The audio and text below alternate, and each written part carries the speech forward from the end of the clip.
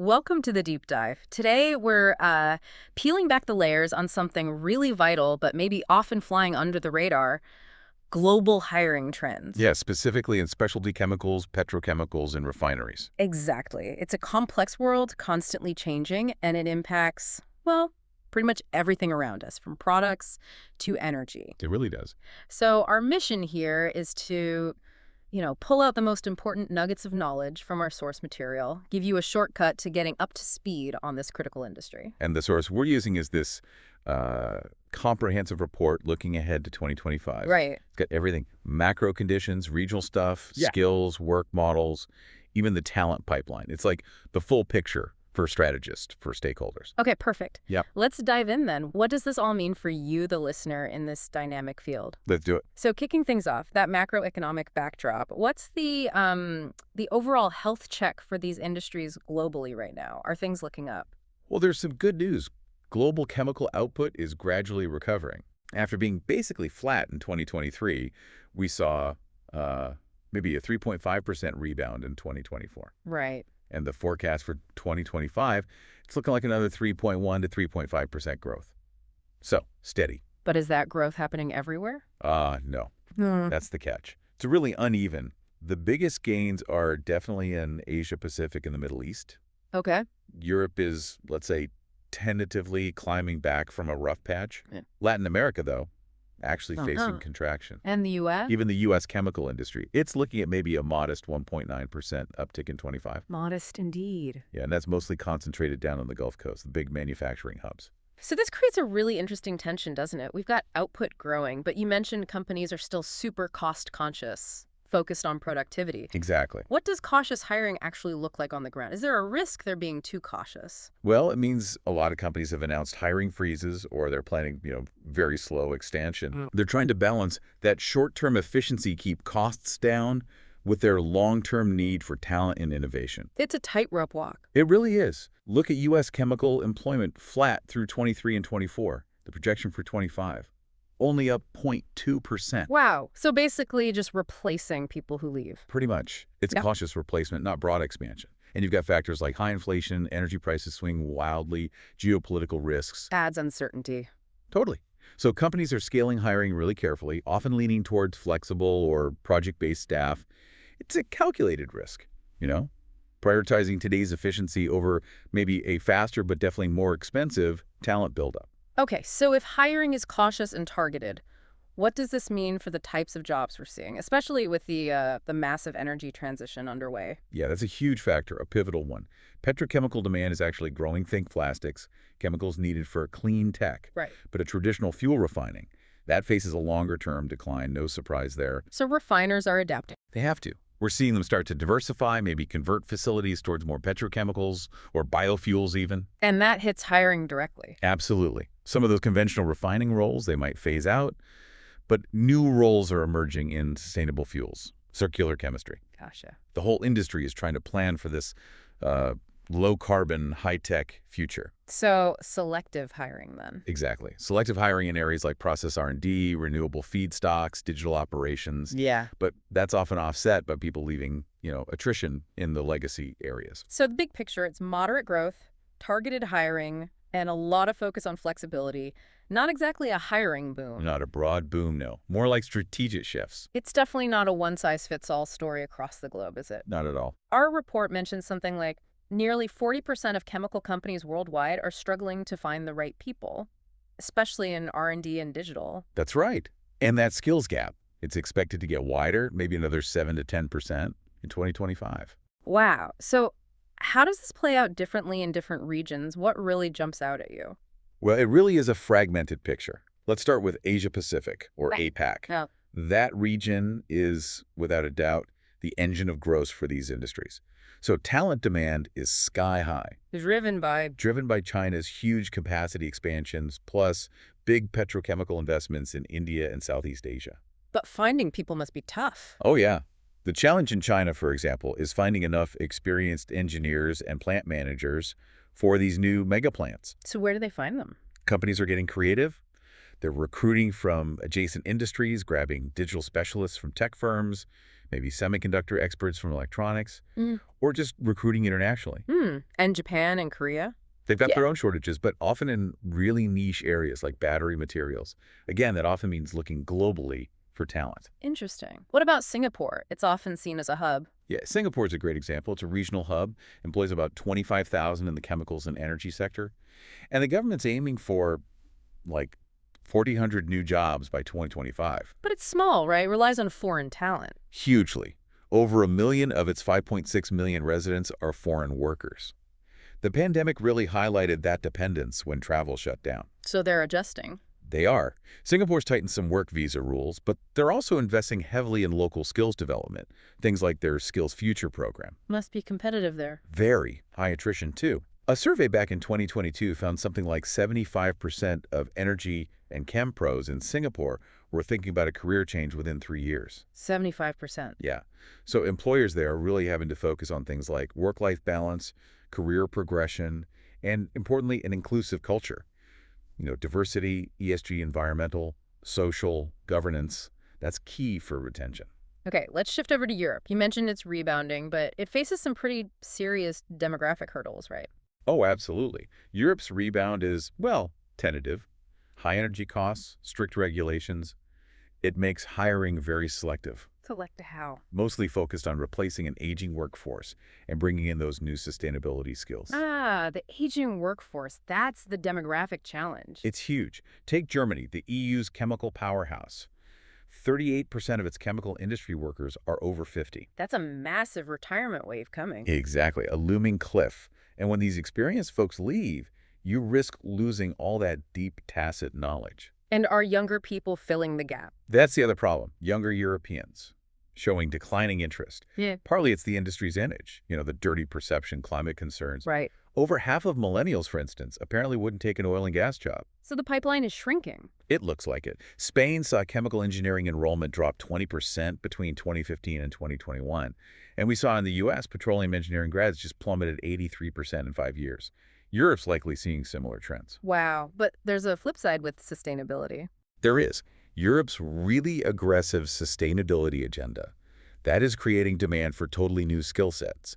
Environmental specialists, carbon-neutral process engineers, compliance experts for the EU Green Deal. Okay. But it's a bit of a paradox. Those high operating costs, they're leading some producers to cut capacity or even relocate. So jobs lost in one area, gained in another. Potentially. You might lose jobs in basic chemicals, but add jobs in specialty and green chemistry. Germany saw job cuts in 2023 because of gas prices, for instance. So overall hiring in Europe for 24-25. Probably stable, maybe marginal growth, focused on innovation. And there's also a big push for diversity in leadership. Yeah. About 45% of European chem companies are boosting leadership diversity, aiming for 60% by 2025. Okay, connecting this globally. The Middle East looks like a definite bright spot for hiring, yeah. But unique challenges there too. You got it. The Middle East is seeing massive expansion in petrochemicals and refining, especially the Gulf countries. Saudi Arabia, UAE, Qatar. Part of their diversification plans. That's exactly. Like Saudi Arabia's giga projects under Vision 2030.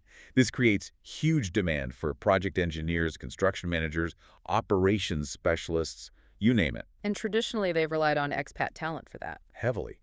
Bringing in experts from all over with really attractive packages. And that trend continues. The report says 83% of global oil and gas pros would consider relocating. And the Middle East is popular. Second most desired destination, actually. About 23% shows it. But there's a push for local talent now, right? Localization. Very strong push.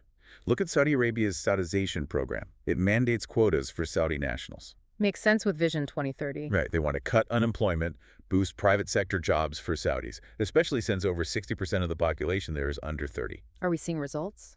Definitely.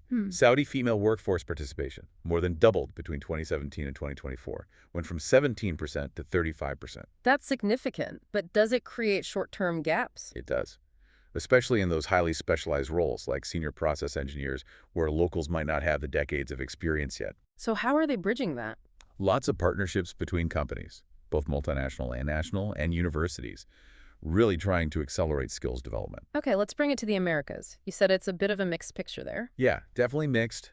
North America, especially the U.S. Gulf Coast, well, the last decades saw that petrochemical boom thanks to shale gas. Huge demand for skilled labor then. But that's cooled off a bit. Momentum is cooled, yeah. But the U.S. still expects slight employment growth, that 0.2% in chemicals for 2025 we mentioned. And the Gulf Coast is still the hotspot for operations, maintenance, logistics. Still competitive for talent, though. Oh, absolutely. Tight labor market, competition from other industries, skilled trades, technicians really in demand. And the retirement issue is big there, too. Huge concern. Lots of baby boomer engineers and refinery operators heading out. And remember that plummeting number of petroleum engineering grads in the U.S., down from 2,300 to just 400 a year. That's a serious warning sign for refining. Definitely. Now, Latin America, that's a less upbeat story. Why is that? Economic and political volatility, say in Brazil, Argentina. It's limited new investment. Latin America was actually the only region where chemical output was contracting in 2024. Leading to fewer jobs? Fewer new jobs, yeah, and even some layoffs. Plus, you have the brain drain issue. Skilled people leaving. Yeah, lots of skilled Latin American chemical engineers heading for opportunities elsewhere, often the U.S. or Europe. Are there any bright spots? Pockets, yeah, like specialty chemicals for agriculture in Argentina. But overall, hiring in Latin America is pretty subdued. So summarizing the Americas, North America is replacing and slowly expanding, but grappling with aging and attrition. Latin America is facing stagnation and talent outflow. That's a pretty good wrap-up, yeah. Okay, so this industry transformation obviously means the skills needed are changing too. What are the key new things employers are really looking for now? Yeah, the skill set is definitely evolving. Employers want this new blend. It's traditional chemical engineering know-how plus expertise in digital tech, sustainability, and innovation management. Let's break that down. Digital first. Right. Digital and data literacy.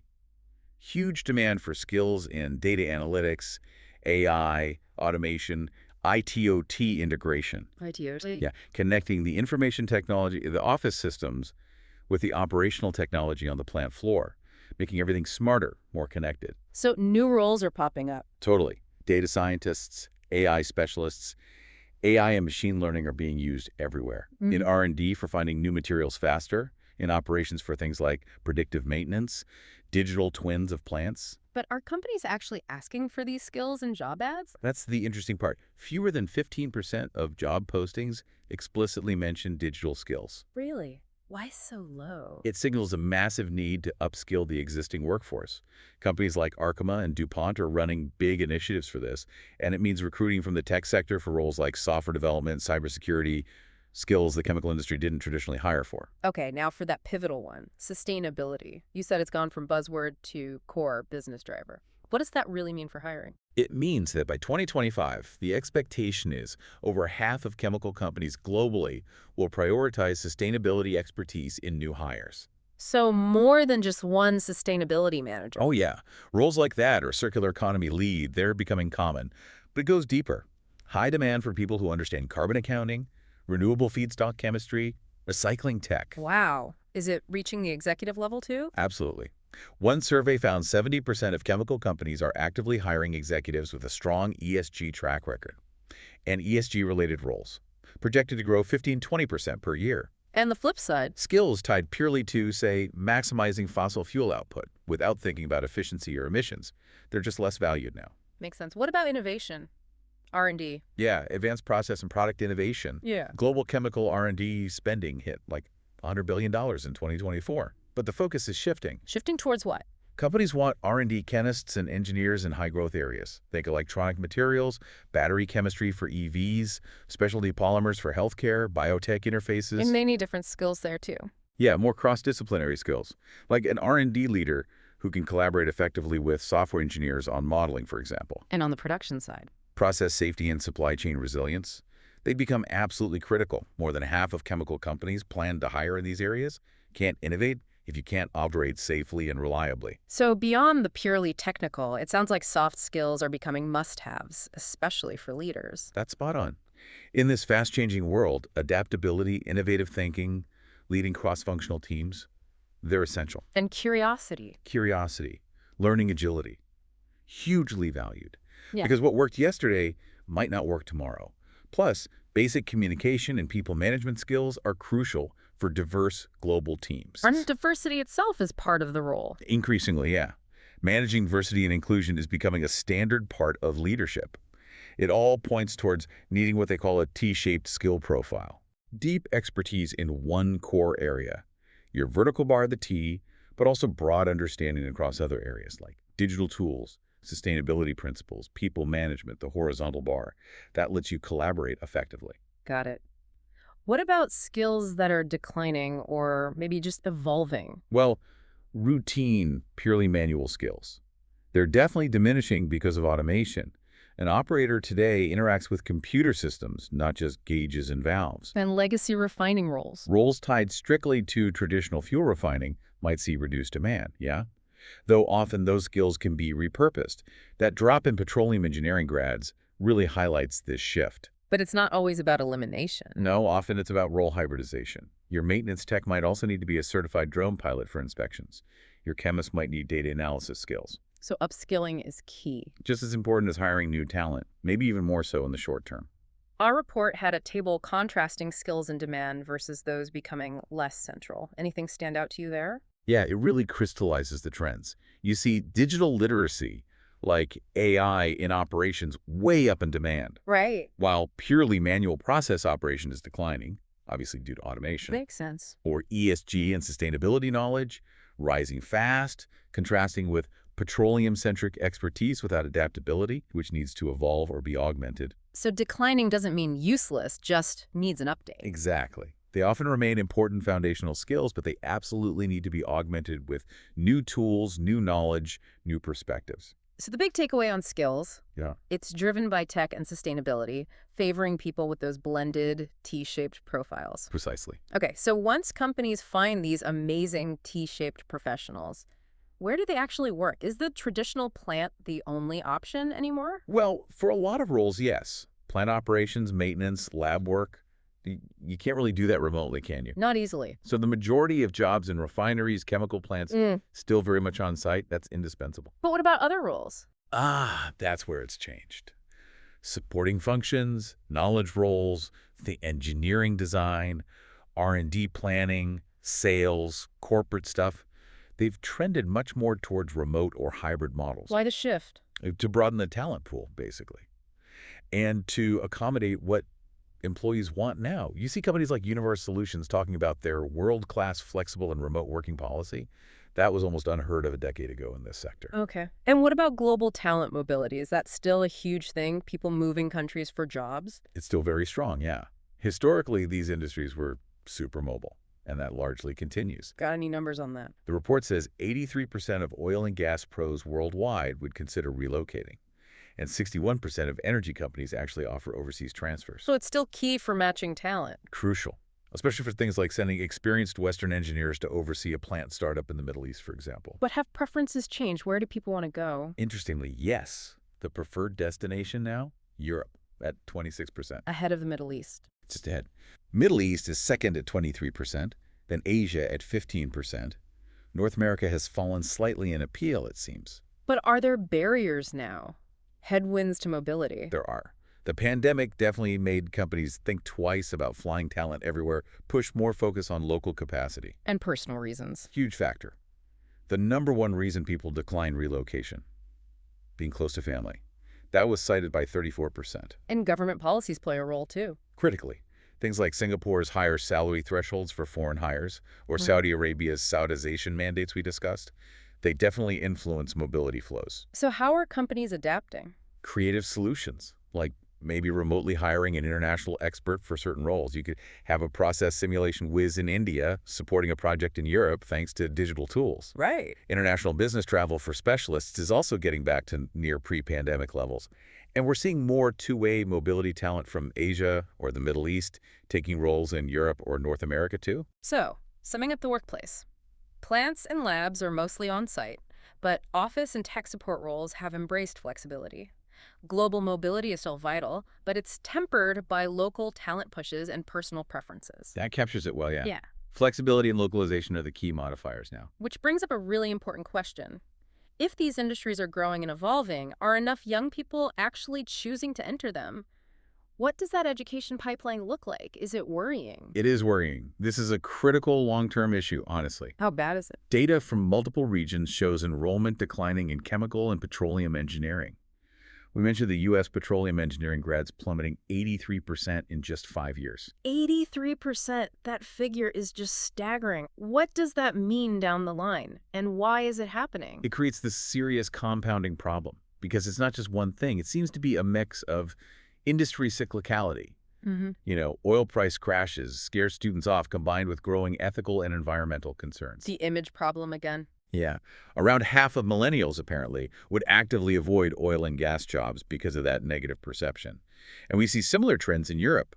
Spain's Chemeng enrollment down 20%, top STEM students often choosing software or renewables instead. And this is happening just as the experienced generation is retiring. Exactly. You've got this huge cohort of baby boomers leaving, creating a massive succession gap, not just in leadership, but in that deep, hand-on technical expertise. So younger staff might be tech-savvy, but lack the gut feel. That tacit knowledge, yeah. The stuff you only learn over decades.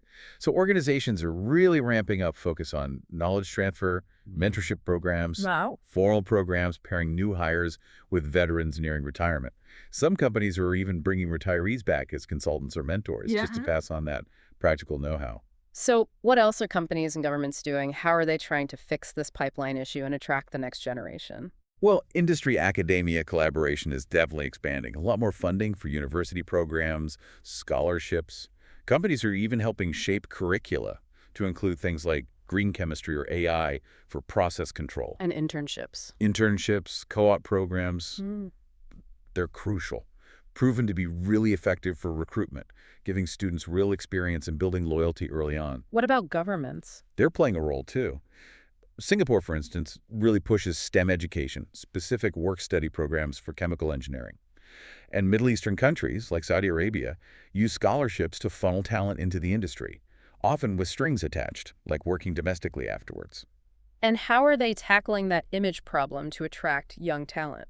It's a big effort. A lot of rebranding going on. Companies are trying hard to position themselves as part of the climate solution. Highlighting sustainability. Exactly. Showcasing sustainability initiatives, green chemistry breakthroughs, digital innovation, trying to look like cutting-edge, tech-driven workplaces, not old smokestack industries. What else attracts younger workers? Recruiters say young professionals want meaningful work, clear growth paths. So companies are promoting career progression, mentorship, these accelerated development programs to fast-track grads. And money. Flexibility. Oh, yeah. Adjusting compensation, higher starting salaries, signing bonuses to compete with tech and finance, and definitely embracing flexible work where possible. So the pipeline's under pressure, but there's a multi-pronged effort to fix it. That's right. Strategic outreach, better training, improving the overall value proposition. Consistent investment here is absolutely essential to avoid falling off that demographic cliff. Okay, so pulling this all together, for companies listening, specialty chemicals, petrochemicals, refineries, if they're planning to expand or just rejuvenate their workforce, what are the really actionable strategies? What should they be doing, and what risks do they need to watch out for? Right. The report lays out about 8 key recommendations. Let's run through them. First, develop a comprehensive talent strategy truly aligned with future skills. Not yesterday's skills. Exactly. Identify those critical needs, digital, sustainability, advanced sciences, and map out how you'll hire and upskill your current people, maybe internal academies. The risk, hiring for the past and losing your competitive edge. Makes sense. What's second? Strengthen those industry-academia partnerships. Go deeper than just sponsoring a lunch. Help design curricula, fund research labs, scale up internships, build your pipeline proactively. And the risk if you don't. Growing misalignment. You end up hiring people who aren't really prepared, which means higher training costs and slower integration. Okay. Third. Implement robust succession planning and knowledge transfer. With that retirement wave, you need formal mentorship, shadowing, documenting know-how, maybe those returnship roles for retirees. Risk. Leadership vacuums, operational hiccups, even safety incidents if key knowledge walks out the door. Critical. Number 4. Enhance your employer value proposition, your EVP. What makes someone want to work for you? Market career growth, work-life balance, flexibility, inclusive culture, and crucially, purpose. Show how you contribute to sustainability or innovation. And benchmark pay, presumably. Definitely. Benchmark compensation, consider creative perks. The risk of a weak EVP, losing your best people to competitors, high turnover, constant recruitment costs. 5th recommendation. Embrace diversity and inclusion as a core strategy, not just a tick box exercise. Actively recruit underrepresented groups, women in engineering, local nationals, diverse backgrounds, and foster an environment where they stay. The risk of not doing that. Fishing in a much smaller talent pond, risking groupthink, and damaging your reputation in the process. Sixth. Leverage technology and data in recruitment itself. Use analytics, AI tools to spot transferable skills, maybe VR tours of facilities, gamified assessments. Modern tools attract modern talent. Risk of sticking to old methods. You just missed great candidates, and frankly, you can turn off the very people you're trying to attract. Seventh point. Plan properly for global mobility and remote work in your expansion plans. If you're building somewhere new, map where the skills are. Budget for expats if needed, but also plan to train locals from day one. And for roles that allow it, hire the best person globally.